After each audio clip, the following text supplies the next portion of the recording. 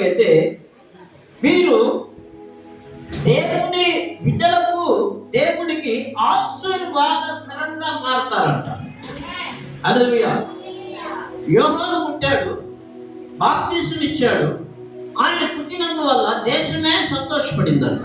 అలాగనే మీ బిడ్డల ద్వారా అనేకులకి సంతోషం కలగద్ది, మీ బిడ్డల ద్వారా అనేకులకి మేలు కలగద్ది, మీ బిడ్డల ద్వారా అనేకులు తీర్చబడతారు. అది ఎలా అంటే మీరు ఎంతకంతకి దేవుడికి ముఖ్యత్వం ఇచ్చి దేవుడిని ముందుగా పెట్టుకుంటారో, మీ జీవితాలు దేవుడి వాక్యం ద్వారా కట్టబడుతూ ఉంటాయో, ఆ ప్రకారమే మీ బిడ్డల జీవితం కూడా దేవుడి యొక్క వాక్యం ద్వారా కట్టబడుతూ ఉంటుంది. హల్లెలూయా.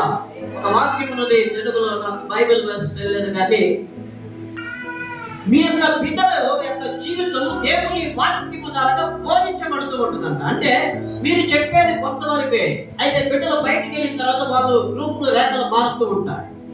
హల్లెలూయా. అంటే మీరు స్పిరిచువల్ గా మీ బిడ్డలను గైడ్ చేయొచ్చు.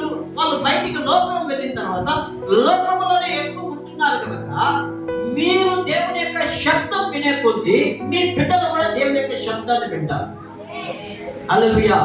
అప్పుడు దేవుని యొక్క శబ్దాన్ని వినేదానికి మీరు అలవాటు చేసుకో. దేవుని